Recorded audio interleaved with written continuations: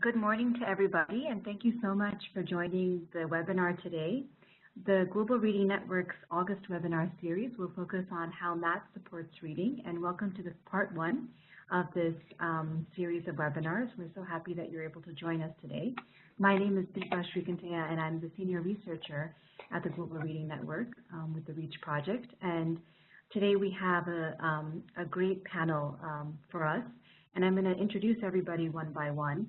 Unfortunately, Dr. Linda Platas was not able to join us in person. However, her presentation is pre-recorded, so she will be the first panel member. Dr. Linda Platas' primary area of research is in the United States and internationally, and she focuses on measurement development in early childhood, teacher education, professional development, and the formation and implementation of early childhood public policy. In the United States, her experience includes developing measures of and designing interventions for early mathematics and language and literacy development.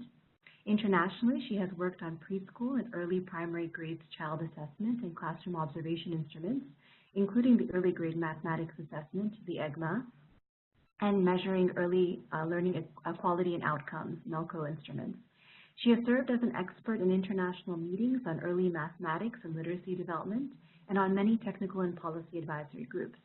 She also has extensive experience working directly with young children and their families.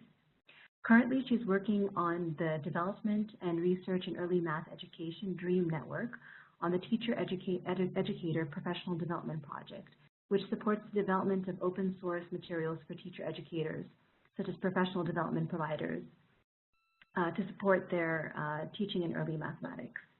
So Linda will be our first speaker. This will be followed by a presentation by Yasmin Satavkhan and Mary Sugru, who are both going to talk about how math and reading are connected and the differences between the two. Dr. Yasmin Satavkhan is a Senior Research Education Analyst in RTI's Teaching and Learning Group in the International Education Division. Dr. Satavkhan has spent the past 18 years in the field of education, beginning as a primary school teacher and charter school administrator, after which she transitioned to the role of a researcher in India, Mexico, and the United States. Her research interests build directly on her experiences as a classroom teacher, in which she focuses on instructional strategies to connect informal and formal mathematics. Her research has explored the mathematical and financial competencies of groups of marginalized children in low-income countries, Mumbai, India, Oaxaca, Mexico, through qualitative and quantitative methods. In her current role at RTI, Dr. Satavkhan provides technical expertise in early childhood through grade 3 mathematics to projects around the world and conducts research on best practices in teaching and learning early math.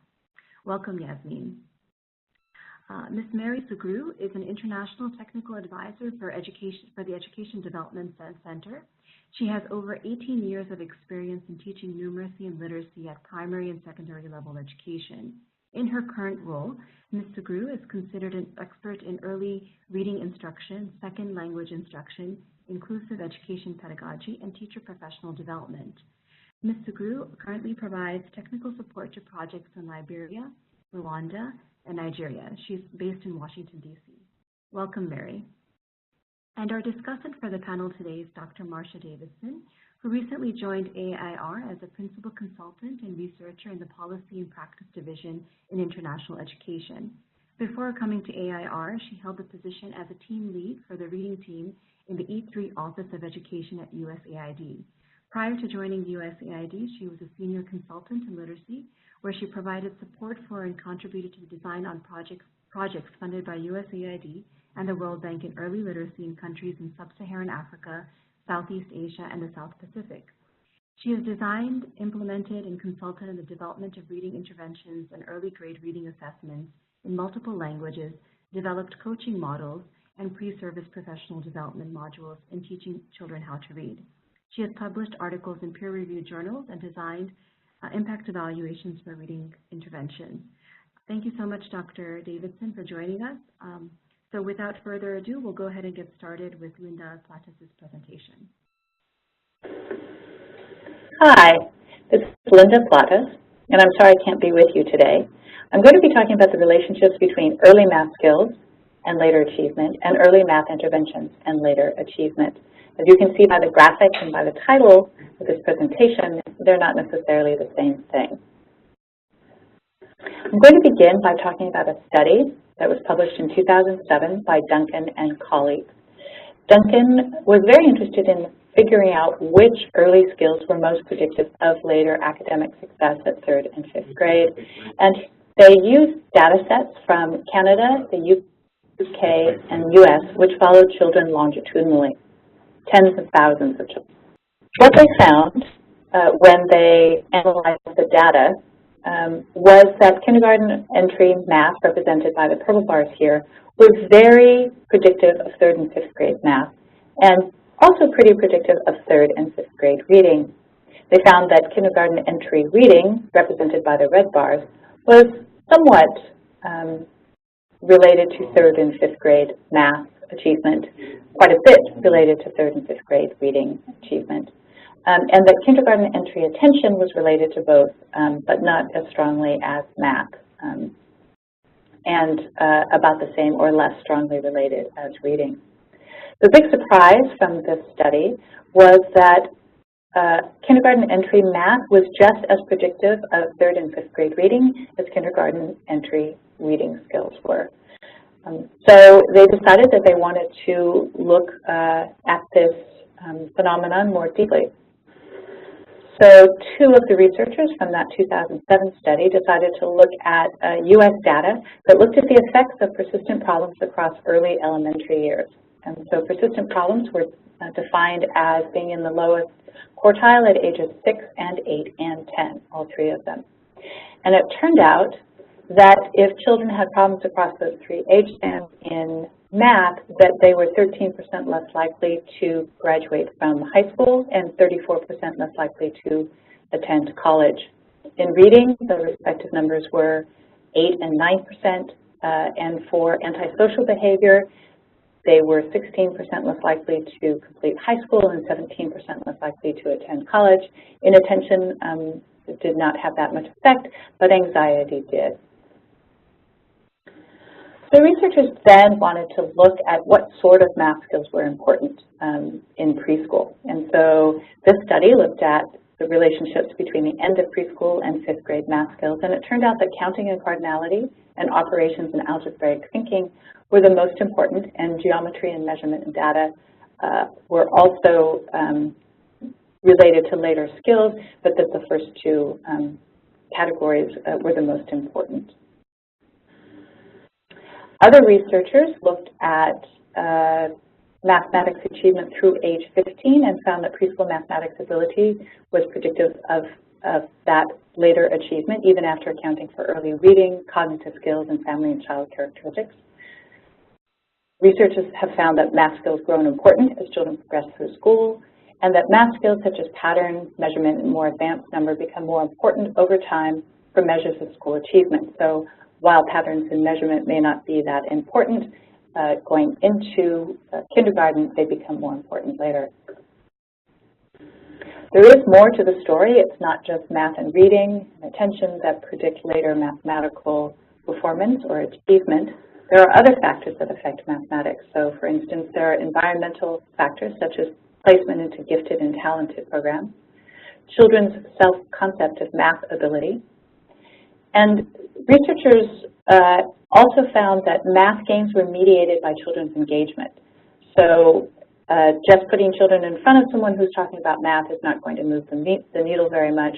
They actually need to be engaged with the activities. With regard to English language learners and math learning, SES appears to be more salient than home language in explaining the mathematics achievement, and mathematics-related school readiness is a key factor in explaining subsequent achievement differences. And finally, fraction and division knowledge in 5th grade was also very strongly predictors of later mathematics achievement. So far, I've been talking about high-resource countries. Do these findings also hold in lower resource countries? Unfortunately, we don't have similar types of data, so we don't have longitudinal studies from multiple countries that can tell us the same thing. But we do know that across developing countries, cognitive skills, including math skills, have powerful effects on earnings, distribution of income, and on economic growth.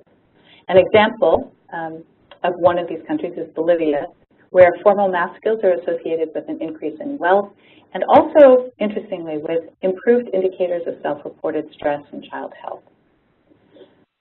So, if we know that math is so predictive of later achievement, not just in math, but in other areas, why don't we try and change children's trajectories? So let's implement math interventions. And so in the 1990s and the 2000s, early math interventions were implemented. And by golly, effect sizes of preschool math interventions in preschool were very large when contrasted with a no treatment control condition. However, as time went by and these children were followed longitudinally, the effects appeared to disappear as time went by. But what's interesting is that we know that preschool interventions do work later. They don't all disappear. And so we know that there's uniformly positive evidence of impact on kindergarten readiness for good programs, and that there's greater improvement found for economically disadvantaged and dual language learners. We know which factors are necessary in successful programs. They need to be well implemented, evidence-based curriculum, coaching for teachers, and orderly but active classrooms. So you don't want children just sitting passively in their seats. You want them to be engaged. We know that there's lifelong effects for high-quality programs. Primarily, we talk about the Abecedarian and the Perry Preschool, but there's also evidence coming out of Tulsa, Oklahoma for early childhood programs there. And it's important to sustain learning in elementary school. Individualization and differentiation in instructional content and strategies is very important. You need to pick up where children are. So, can we apply what we know about successful programs and apply that to early math interventions? So when we look across a lot of studies, and not just with very young children, but with older children as well, we find that there are three types of skills that should really be targeted.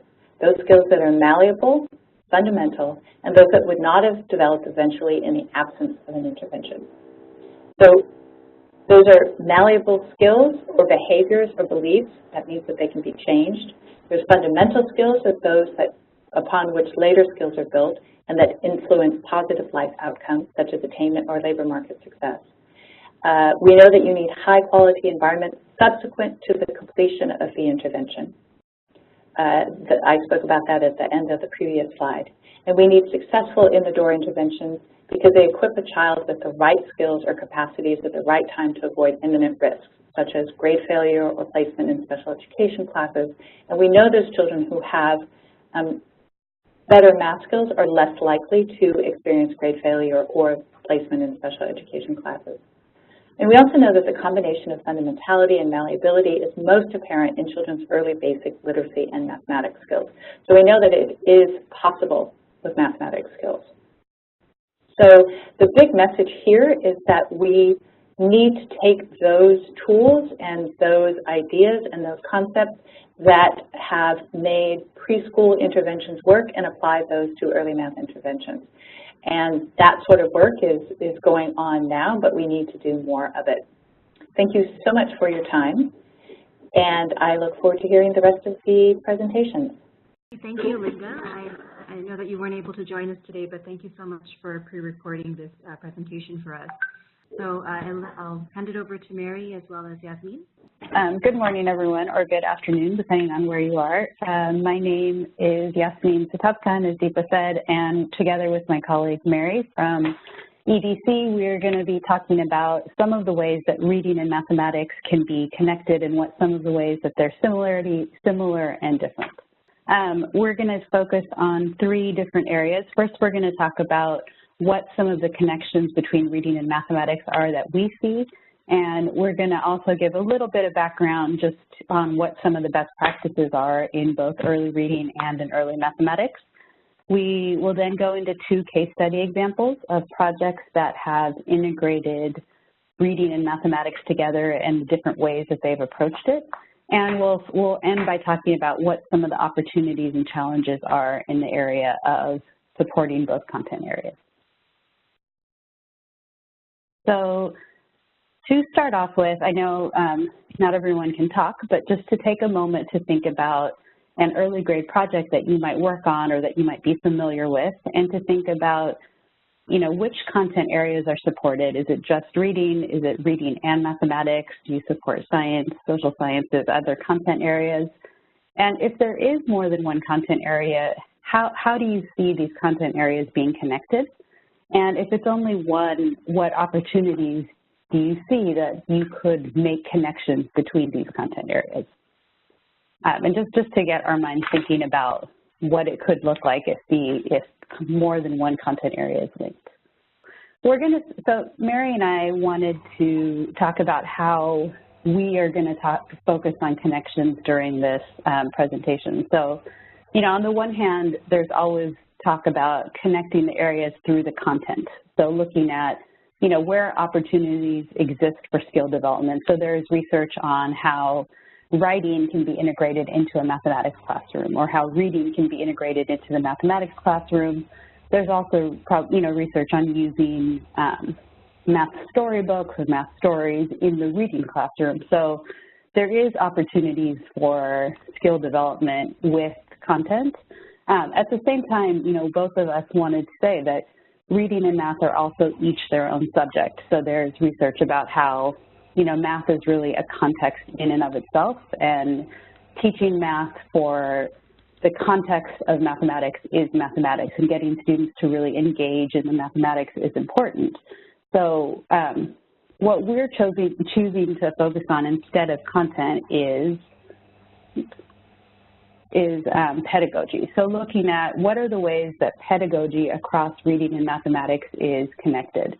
And by pedagogy, we're talking about instructional moves, different styles of teaching, interactions with students, instructional models, those types of things. And, you know, we're really focusing on that because while we know that it's important to have some skill development across the different areas, we also think that an opportunity to support teachers in more than one content area, here reading and mathematics, can really help support that teacher to, you know, develop better practice overall, and seeing the ways that these content areas are linked, not in the domains, not in what you're teaching, but in how you're teaching it. So I'm going to pass it on to Mary. Okay, so good morning, everybody. When Yasmin and I started our conversation about making connections between literacy and numeracy, we actually took a look back at some of the definitions and how literacy and numeracy have been described over the years. And of course, we know that traditionally we focused on the 3 R's, which was reading, writing, and arithmetic. And these were often regarded as important life skills, but they were separate from each other. And we know that now that our view of numeracy is changing. Maybe our fun fact for the day is that the term numeracy actually was used first in 1959 in the UK, where it was described as the mirror image of literacy. And we can see over these definitions that in the last 60 years that UNESCO normally include compute in their definitions of literacy. What we find is when we go through definitions of literacy, we see that it's the ability to identify, understand, interpret, create, communicate, and compute using printed and written materials associated with various contexts. All of these definitions have a common focus. So this was our first connection, that meaning making is the capacity to think about, to handle information, problem solve, understand, and communicate meaning. So therefore, our goal today is also to show you how literacy and numeracy instruction can help children with all of these skills and enable them to become independent lifelong learners. And I hope when I show the literacy framework and best practices, how we can achieve this in early grade reading. Next slide, please. So in our slides today, we're going to look at the 4 key instructional practices that form an effective literacy program. If you look to the left, you'll see the first practice, which is oral language.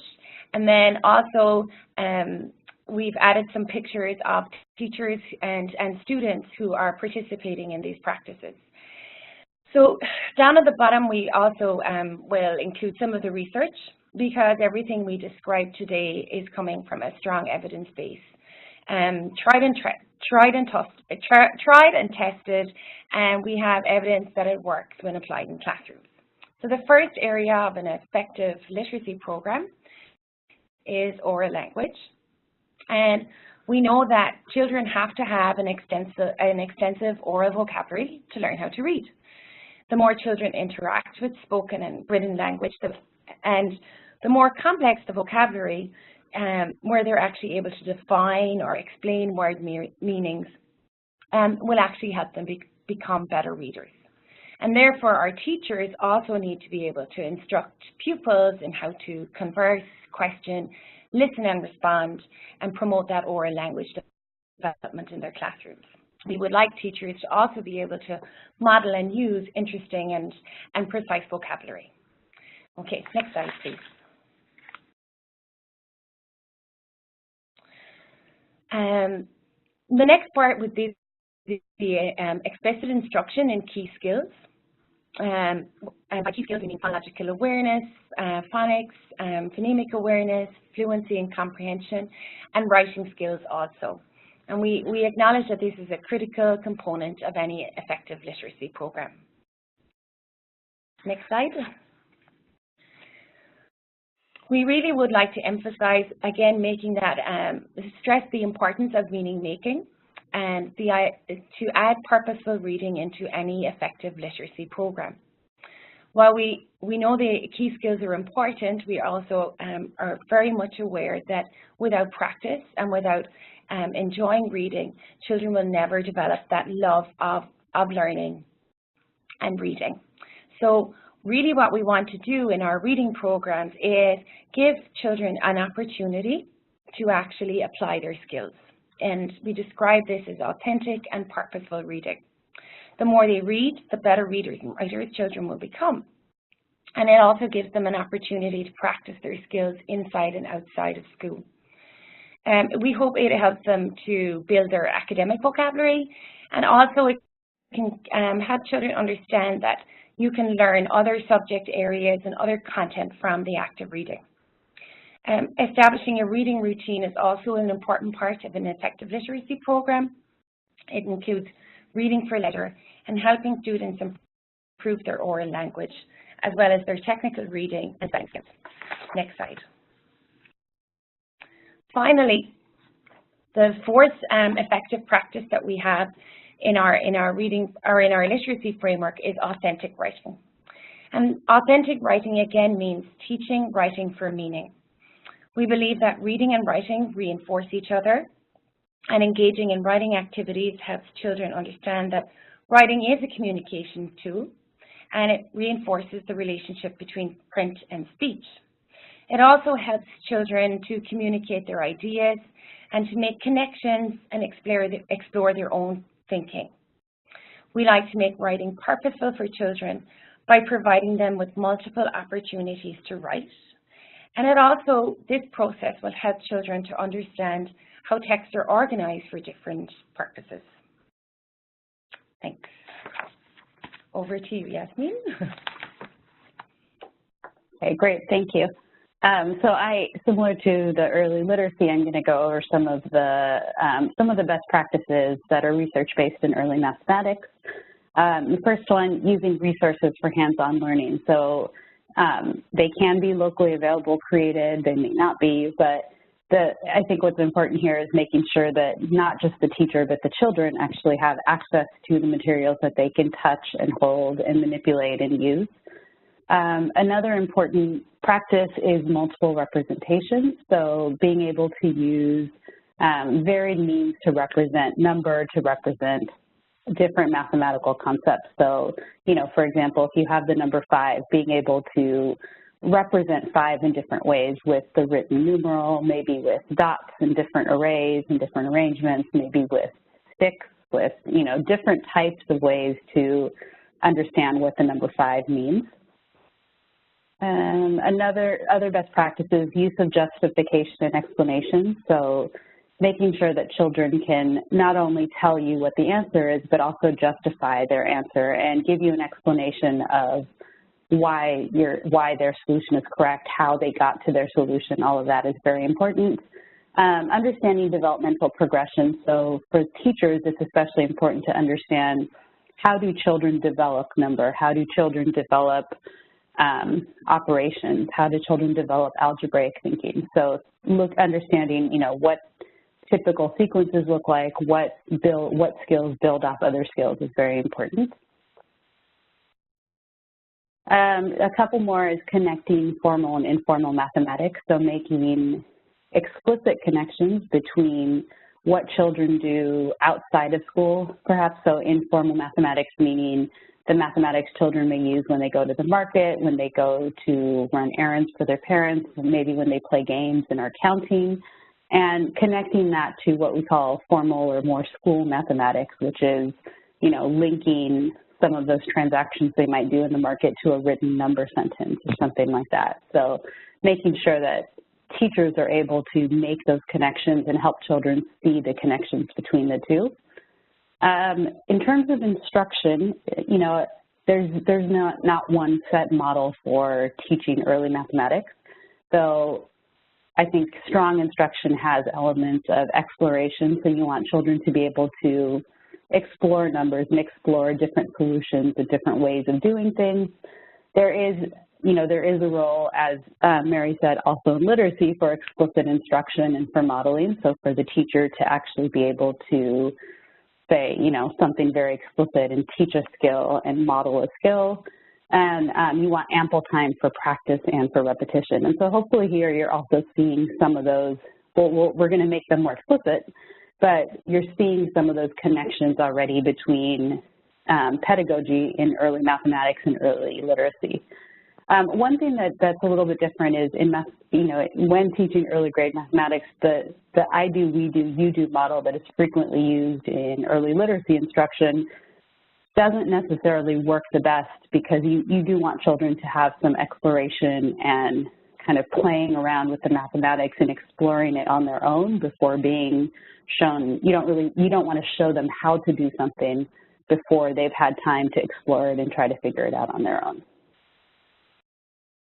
So speaking of just that, we're going to just talk briefly about some of the connections. So I'm going to talk about some of the differences, and then Mary will talk about some of the commonalities. So differences, like I was just talking about with the instructional model, where not that the I do, we do, you do gradual release model is the only way to teach early literacy, but it is one of the models that is used very frequently in early reading programs. With math, again, you want something more like elements of exploration, you want some guided learning, you want lots of practice and repetition. Another way that there are some differences between reading and math is just, of course the content is different, but also the way the content is organized, where when you look at reading and writing, you might be able to see them as component skills. So you're teaching, letter sound knowledge, you may be teaching phonological awareness, but there are these component skills that build towards being able to read with fluency. With mathematics, you have very different domains of knowledge. So while there are developmental progressions within the domains, knowing how to add single-digit numbers is not a prerequisite skill for knowing attributes of shapes. They're very different domains of knowledge. So understanding that mathematics is built a little, the way that we approach early mathematics is a little bit different in terms of content. Other things that might be different just from looking at what programs are out there is pacing, or looking at the scope and sequence, or kind of the organization of a curriculum. With reading, you might have a structured instructional approach where you have, different elements of these component skills being taught every day. With mathematics, you're looking at more kind of these integrated skills for longer periods of time. I mean, there are different models, but one of the models that's used most frequently is, say, let's focus on addition for a period of time, or operations, right? You wouldn't want to do addition by itself, but operations and looking at connections between addition and subtraction and all of that, but spending longer periods of time on them with opportunities for children to really delve in. And Mary, I'll hand it to you for the commonalities. Okay, I think some of this builds on what Linda already presented in the first presentation, but we discussed some of the connections, again, that we found between literacy and numeracy, learning to read, and mathematics. I think when we were having our discussion, we call this like building a teaching bridge from literacy to numeracy. And we like that idea because we felt that teachers could, if they understand these opportunities, they can have more effective practices in their classroom. So we've discussed, I think, in detail some of the cognitive processes. We are aware that language development is important in both the reading classroom and the mathematics classroom, because children need language to express, understand, and to learn mathematics and reading. We also know that executive functions like working memory and attention control are important and can feed into early childhood development programs as well as the early grade reading classroom. Yasmin started to discuss the pedagogical strategies and some of the differences. And we also looked at actually what is the same. We realized that, you know, some learning requires a specific order, so we're always trying to build on something that the children know and try and create a natural order so things are easier to learn for our students. But at the same time realize that not all learning is the same. When we list the pedagogical strategies, we really do want to focus on the process, not just memorization. While we acknowledge that it's practicing things is important, it can also, we also need to remember that there's opportunities for thinking about the practice, asking the children, why did you do it? Why did you get that answer? What do you think is going to happen? To put more emphasis on practicing the comprehension strategies, the problem solving, and the thinking about thinking. Finally, we also acknowledge that students need to spend time and exposure to these activities are really important. In our next slide, we'll be discussing some of the use of the supplementary materials, and we acknowledge that supplementary materials can be used effectively in both classrooms. So for the purpose of the next section in our presentation, I'm going to refer to a project that EDC was implemented in Rwanda, a USAID-funded program, and it reflects some of the opportunities that exist for development partners and implementers to make some of these connections across programming. So first, I'm going to give some background to the objectives of the program. It was a USAID-funded program. It ran from 2011 to 2017, and the objectives were to improve the quality of reading, mathematics, and English teaching in primary 1 to primary 4, and also improve the amount of instructional materials for Kinder 1 to mathematics and English were two main objectives. Okay.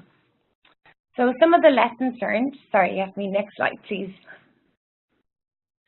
So I always say that 5 years is too long to put in a 5-minute presentation. So instead, I'm choosing some of the lessons learned that we learned from L3. I also like to mention and acknowledge that we work very closely with the Ministry of Education in this project, and that Rwanda's national curriculum was the blueprint for all the work that we did in developing the literacy and numeracy materials. So when we analyzed the original curriculum, we found a need to address some gaps. And some of those gaps was the need to emphasize reading as a thinking skill, and similarly mathematics as a thinking skill. We discussed with the ministry the opportunity to include some of these new strategies and into our teacher training, our curriculum development, our pedagogy, and developing the supplementary materials. And we felt that if we could apply our literacy framework and some of the topics that Yasmin has discussed, that we would give the children an opportunity to master the skills of literacy and numeracy in a wider range of contexts. So for that purpose, we planned a scope and sequence for English, Kinyarwanda, and mathematics simultaneously. We developed an integrated language program for Kinyarwanda and English with reading and writing at the center. And we included the key skills that I mentioned earlier, but we also identified the type of tasks students should be able to complete at specific points along the sequence. We paid particular attention to how we could facilitate the transition from English to Kinyarwanda. And that's where we found really great opportunities to integrate language into the mathematics curriculum. So one example that I have is a topic like time. And what we found was that students were learning about time in the mathematics class, they were learning about it in their Kinyarwanda class and their English class. And we planned with each subject area what language we would introduce to talk about time and when was the appropriate time to do so.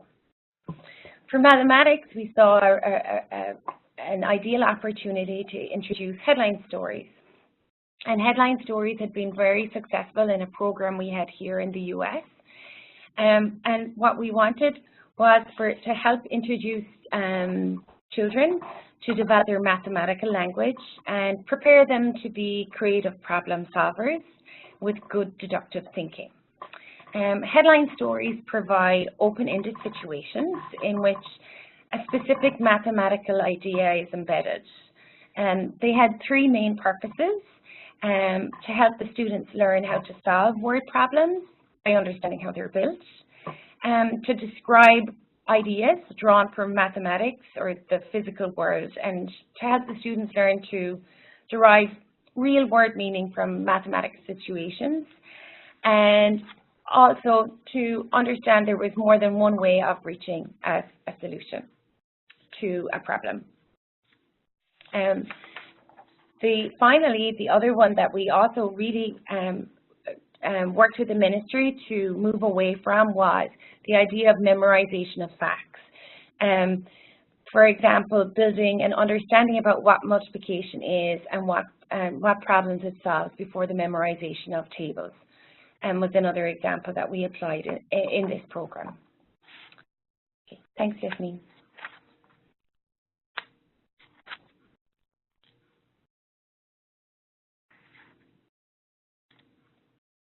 Oops, sorry, I was muted.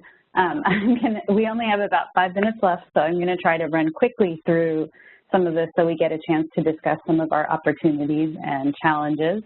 I was going to give an example of the Tayari project from Kenya, which is an early childhood project looking at targeting children between the ages of 4 to 6 in Kenya, in about 4 counties in Kenya.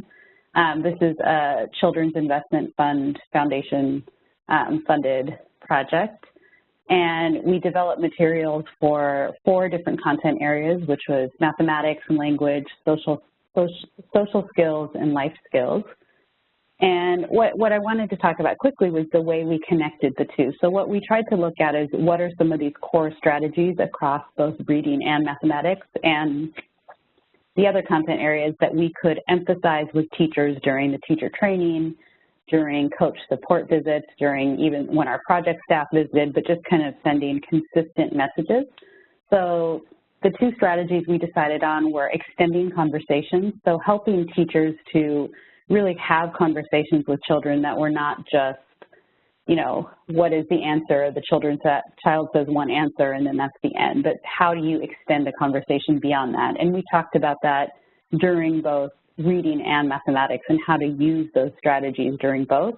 The other one we talked about was use of materials and really helping teachers across both areas say, how do you organize the different materials you have, whether they are counters, whether you're looking at different types of shapes, whether you're looking at, you know, books or read-alouds or big books, all those different types of materials. How do you organize them? How do you manage them? And while this was more about classroom management, it was a very important part of teachers being comfortable enough to use these materials and be able to give them to their students. I'm going to skip this. This is just from our teacher training manual, and I'm going to move on to our opportunities and challenges and hand it back to Mary. Okay, thanks. I think, sure. Part of what we discussed was the opportunities. So this slide really is an opportunity. Our key takeaway from our discussions is that there is a real importance of language in all subject areas in the early grade classroom. Really, we expect all teachers, be they mathematics teachers or social studies teachers, to also know the importance of language in their classrooms. A nice phrase we found as we were discussing this was that language unlocks thought, and therefore we encourage mathematics teachers to introduce rich language experiences and vocabulary teaching in the mathematics classroom, and that can be done by talking about mathematics and building vocabulary. It's an ideal context in which teachers and students can discuss what words mean, and children can also develop and reinforce their literacy skills as they're thinking about what the words mean and decide which words are appropriate to describe certain situations. We definitely see a place for literacy strategies in the mathematics classroom. As we mentioned, greater focus on meaning making rather than memorization in the two subject areas. And we see that this is a really important part to be introduced in pre-service education, which we call the pedagogy of language. If teachers need to identify and teach explicit language skills in all subject areas, and they need to know a variety of teaching approaches to do that. We see this as an opportunity for our teachers to plan systematically for oral language and not just have a vague idea of, well, we will talk about this today in class. We would like to see teachers identify what it is that they need to teach and how they propose to go about it.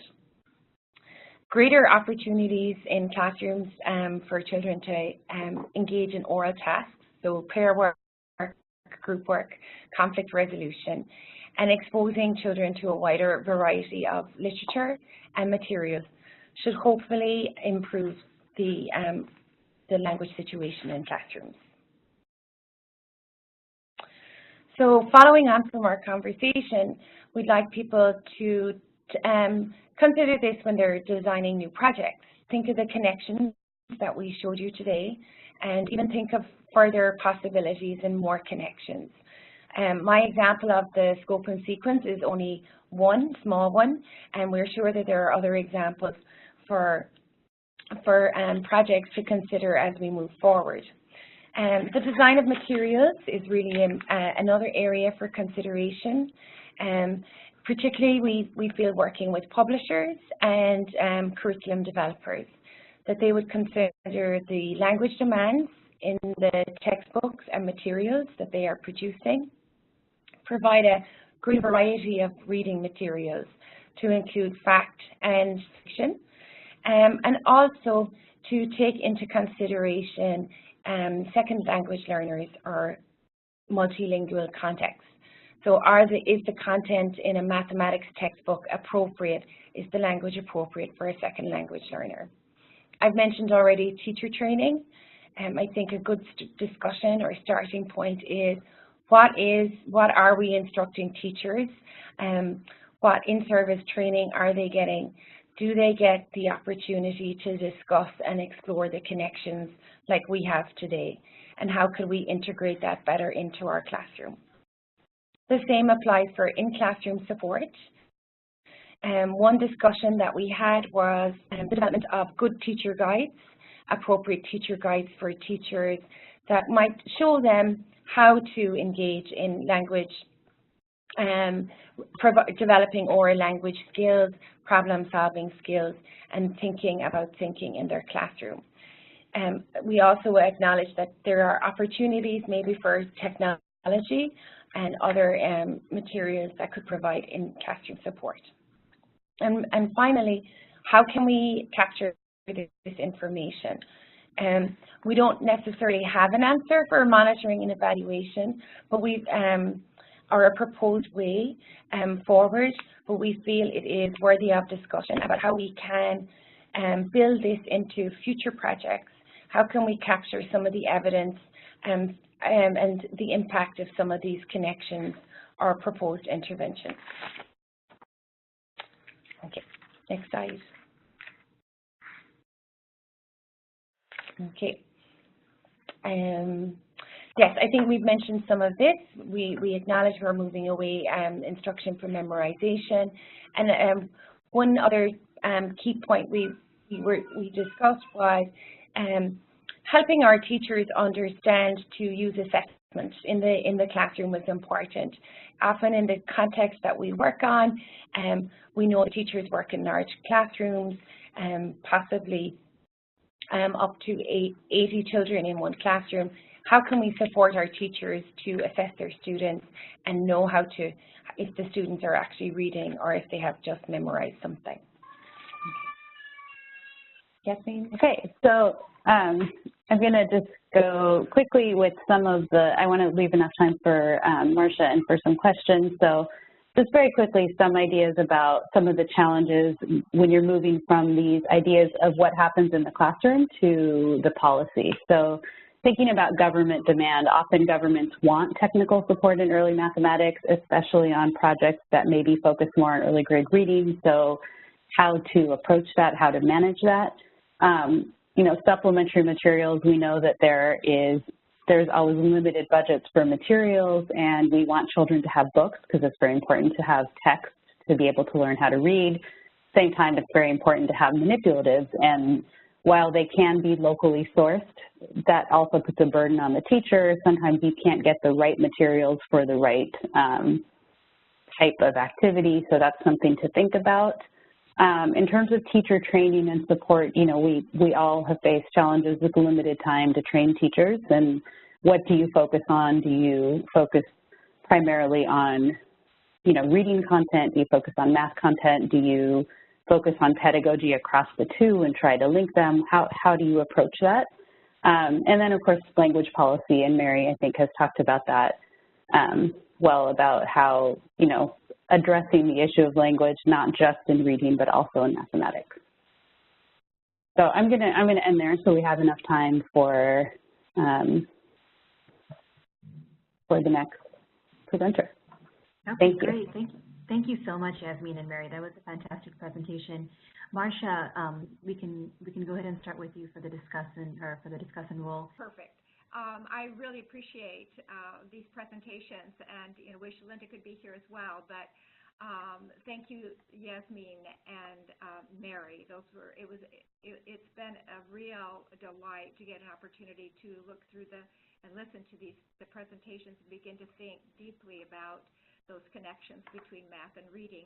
And I wanted to I know there's not a lot of time in it, that you as participants have, I'm sure, some excellent questions you'd like to have answered. So I just want to sort of summarize a little bit the connection between these two presentations and some thoughts that I had.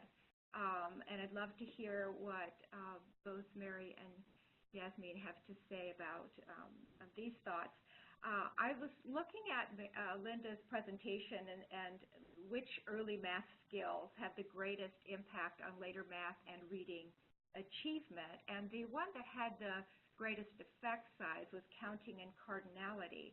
And I wondered what that means, in terms of those, sort of unpacking those skills and looking at any similarities with early reading skills. And it occurred to me that learning numerals, or those symbols that are represented by numbers, and the letters that children learn when they're learning to read are certainly very common.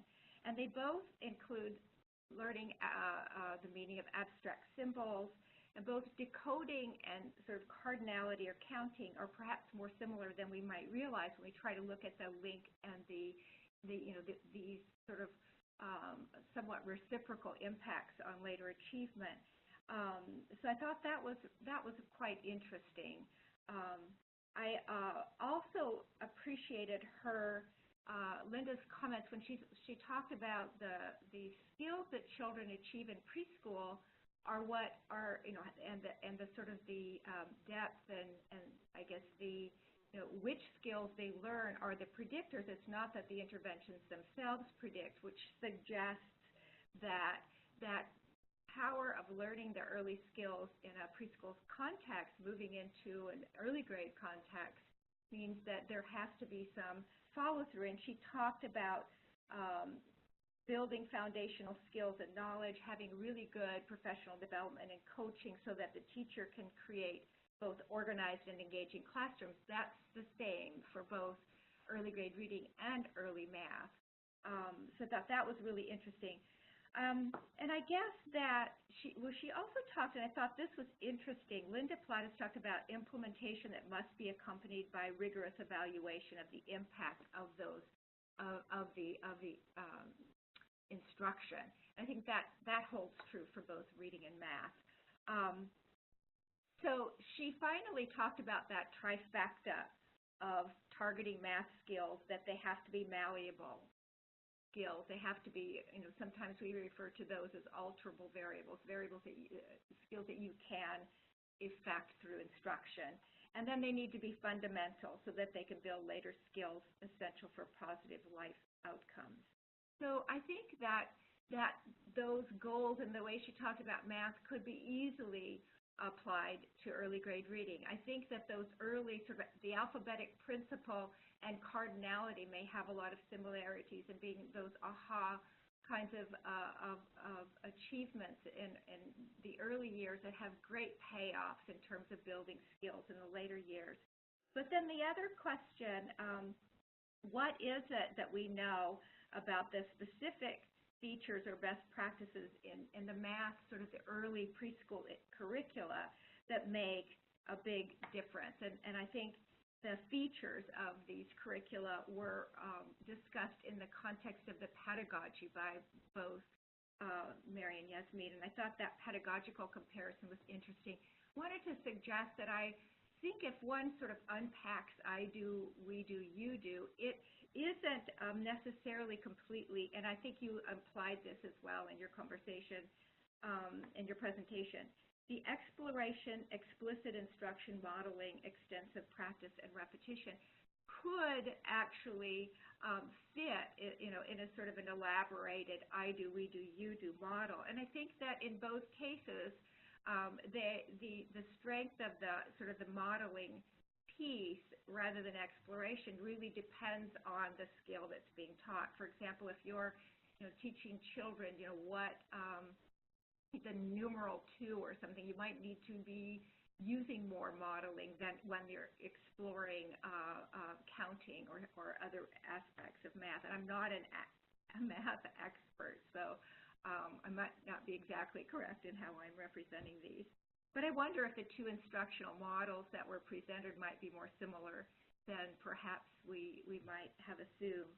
The other thing I thought was important to keep in mind, and I think that Yasmin, you brought this up, is that that math has domains of knowledge and reading has component skills. And one of the intriguing things that I have learned over the years is that reading, the one reason that reading fluency as defined as sort of reasonable fluency in words correct per minute, one of the reasons that in certain contexts, under certain conditions, that can be a proxy for a reading proficiency is that those component skills do, regardless of the curriculum used, if children have achieved a level of reading proficiency in which they can read easily and with fluency, that is sort of a benchmark, a sort of a marker for reading skills. And we don't see the same thing in math, that they are actually separate domains that have some linkages, but you can't assume if you can count that you can also do fractions. So I thought that was another really important and very interesting part that that was mentioned. So I guess in summary, I just wanted to say that while these math skills, these early math skills predict later reading achievement in really important ways, I think it is also critical to keep in mind that it's the strength of the skills and not any particular short-term intervention that's going to have the lasting impact on later achievement.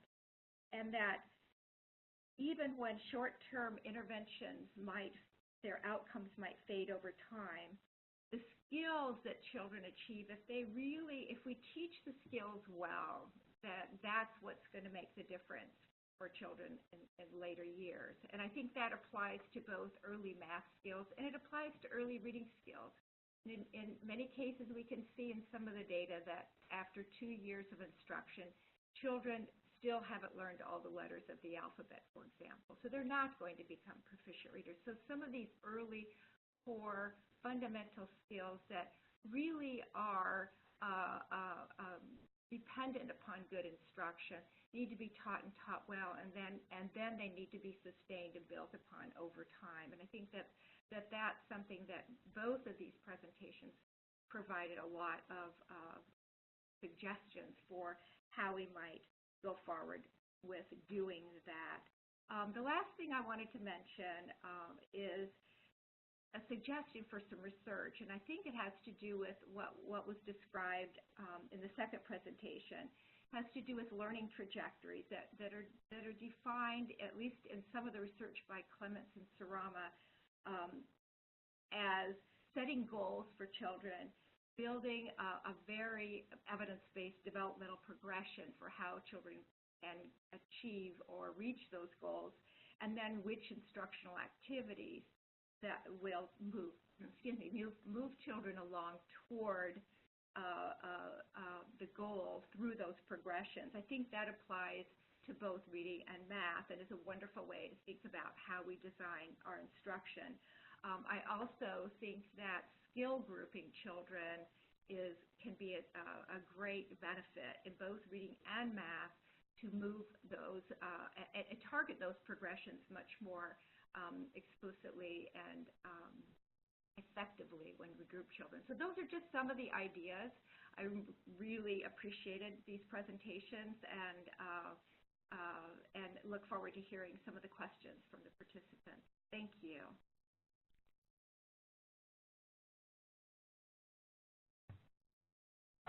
Thank you so much, Marcia, for your discussion points and for your interesting insights on the research and presentations. I wanted to give Yasmin and Mary a couple of minutes to respond to some of the points that you raised, and I'm also going to give them 2 questions. And I apologize, just in interest of time, we'll extend the webinar for about 5 or 6 minutes, but the rest of the questions we'll have the panel members answer offline.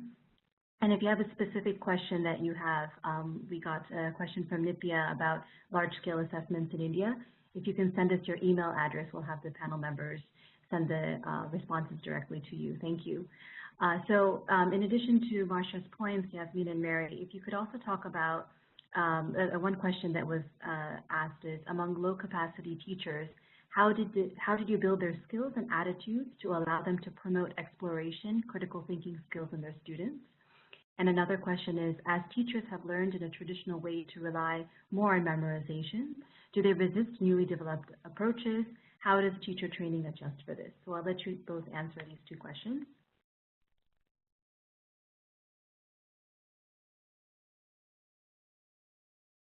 Okay, sorry, I was trying to write down the questions.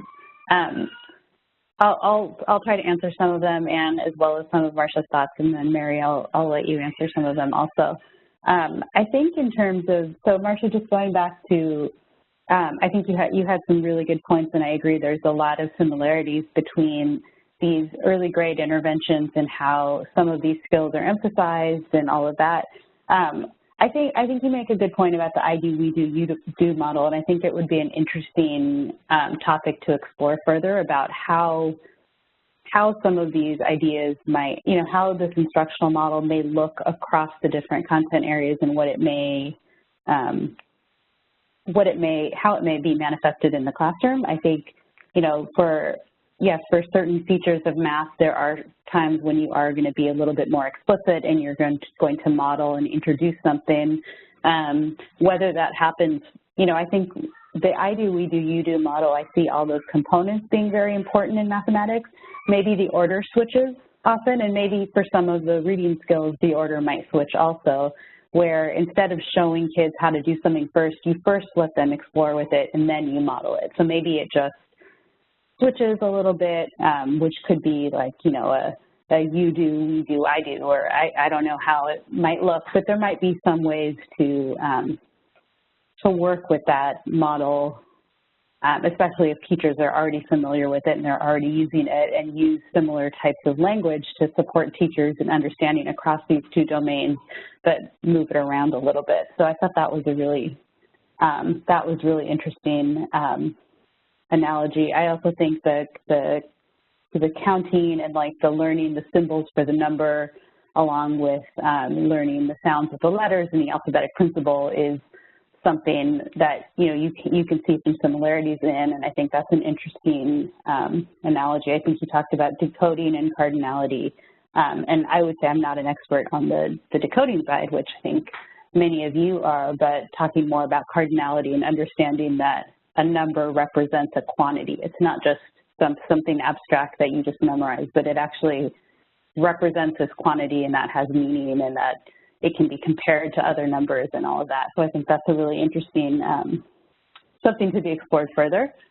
Deepa, I'm just going to answer one of your questions and maybe let Mary answer the other ones. But in terms of the relying on memorization and facing resistance from teachers, I think that's something very common in both, you know, on all content areas. In a lot of the places we work with, helping teachers to move away from the rote memorization. And I think on the Tayari project I can speak of in Kenya, I think one of the ways is by having these short activities where students are really engaged in using materials, and the teacher is doing less of the talking and letting the students kind of play with the materials and understand concepts behind, you know, addition. So not just saying 2 + 2 is 4, but understanding when you put numbers together, they get bigger, and ideas like that. I think that's helped teachers. So I think they themselves engaging in the mathematics and learning how it works and playing some of these games and being a little bit more playful with the mathematics has actually helped them. You know, I'm not saying that they don't rely on memorization, but I think it's opened their eyes a little bit more to being able to relearn the mathematics in a way that we would want students to learn. Mary, do you have anything? Yeah, I think Marcia raises a good point about the gradual release model, and maybe it's too simplistic to just look at it as an I do, you do, we do approach. We definitely know about scaffolding, providing scaffolding opportunities for learners and also for the teachers. And I think that answers the second question about do teachers resist change? And in general, I would say no, I don't think they do, but I do think they need scaffolding and opportunities to practice and be able to take a risk, and also need some modeling and coaching as well, similar context to what the students or the children require. We know that many of us, myself included, we have a habit of teaching the way we've been taught. And often when we start working with teachers, we try to build on what they already know. So many teachers have strong content knowledge, but they need support with their pedagogical content knowledge, their instructional strategies, and also a greater understanding about how children learn. And that's something that we ourselves in the education community are still learning. That also reminded me of what Marcia was saying about the connection between decoding and numbers. And yeah, there is evidence there about our brains and how they function, and there's some processes that are similar. So dealing with numbers lexically, and some of the cognitive processes with reading are the same. And then there are also some that are independent from reading. So the more we can study, and the more we can create teaching materials for teachers that are practical and useful in the classroom, I think the less likely we are to encounter resistance from teachers to change. Great. Thank you so much, Yasmin and Mary. Unfortunately, we have to end the webinar, but I want to thank everybody for joining us today and also thank all the panel members for your interesting presentations and insights on this topic. We will have a blog on this webinar, which will be posted in about a week or so, and we'll respond to the questions that are asked, that have been asked and we weren't able to address in the webinar. And also, we have email addresses for some of the participants who asked their questions, so we will have the panel members respond to you, and we will email the responses to you. But thank you again to all the panel members. I also wanted to remind everyone that this is part of a two-part series. We have another webinar on August 23rd, which will look at more of the local issues in understanding how math supports reading, and we have examples from Kenya and India for that webinar. So we do hope that you can join us on August 23rd as well. Thank you, everybody, for your participation, and thank you again to the panel members. Have a wonderful day or evening, depending upon where you are, and we hope to see you again on August 23rd. Thank you.